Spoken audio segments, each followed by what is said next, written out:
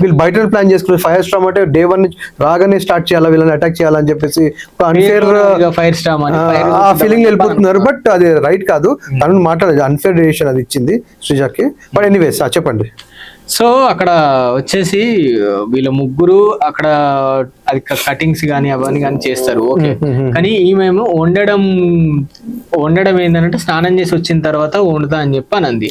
అప్పటికి ration manager ఉన్న దివ్య అతను రేషన్ ఇవ్వలేదు అని చెప్పేసి ఈమె వెళ్ళిపోయింది. అంటే ఆమె చేయలేదు, వంట చేయలేదని చెప్పేసి రీతు చౌదరికి అండ్ మనెవరు రాము రాథోడ్కి వీళ్ళకు నీరసం వచ్చి పడిపోతున్నాయేమో, కళ్ళు తిరిగిపోతున్నాయి అని చెప్పేసి వాళ్ళకి లోపల అసలు అర్థం కాదు ఎందుకు పడిపోతారు అంటే వాళ్ళందరూ సెలబ్రిటీస్, వాళ్ళందరూ బయట షూటింగ్ కూడా వెళ్తారు.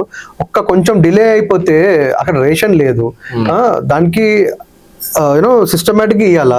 రేషన్ మేనేజర్ లేకుంటే అక్కడ, and ration manager Divya accept చేసింది నా తప్పే అని, కానీ ఈమె స్నానం వెళ్ళి కూడా అక్కడే కూర్చున్నప్పుడు అడగొచ్చు కదా.